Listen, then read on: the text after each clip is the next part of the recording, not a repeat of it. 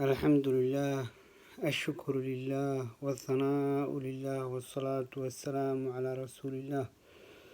الحمد لله حمدا يوافي نعمه ويكافي مزيده. السلام عليكم walaalyaal dhammaan meel baa joogtaan, waa idin salaamaya insha allahu tacaala.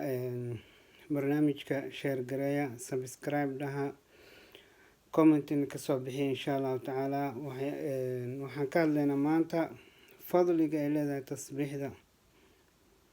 nabiga sala allahu calayhi wasalam wuxuu dhahay axabu lkalaami ila allahi arbac, yacni kalaamka ilaahay xaggiisa loogu jecelyaha waa afartaasina waxay yihiin subxaana allah walxamdu lilah walaa ilaaha illa allah wallahu akbar.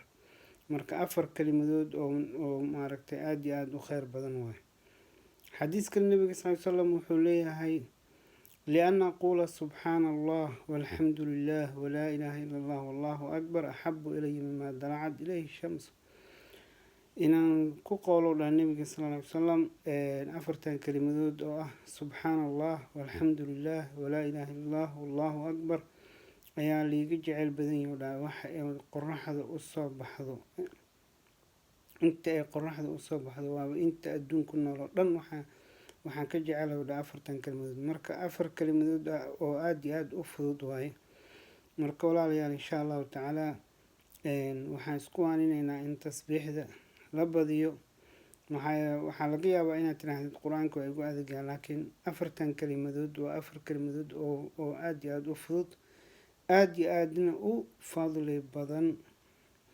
xitaa waxaa soo aroortay inay yihiin inay maaragtay naarta kaa xijaabayaan, inay naarta kaa xijaabayaan muxajabaad inay yihiin, ma fahamte. marka waxaa kaloo oo soo aroortay inay gaashaan yihiin sida imaamu nisaa-i kitaabka imaamu nisaa-i lagu wariyey xadiiska nabi sal slam oo dhahayay khuduu xidratakum khuduu junnatakum, gaashaankiina qaata. marka wuxuuna nabiga sal slam markay weydiiyeen ay yiraahdeen am min caduwin qad xadara yaa rasuulallah, cadow miyaa soo xaadira? may ayuu dhaha, laakiin afartan kelimadood ayuu akhriyay subxaana allah walxamdu lilah walaa ilaaha illa allah wallahu akbar. afartan kelimadood marka xadiiskaas nabiga sala allahu alay wasalam wuxuu ku cadeeyey inay gaashaan yihiin ee naarta kaa xijaabayaan. marka walaalayaal kheyrka aan isku baraarujino insha allahu tacaala. sii sheer gareeya si walaalihiina kale uu gaaro barnaamijka. waa idin salaamayaa. asalaamu calaykum waraxmatullahi wabarakaatuhu. gambalaalkana ha ilaabin insha allah.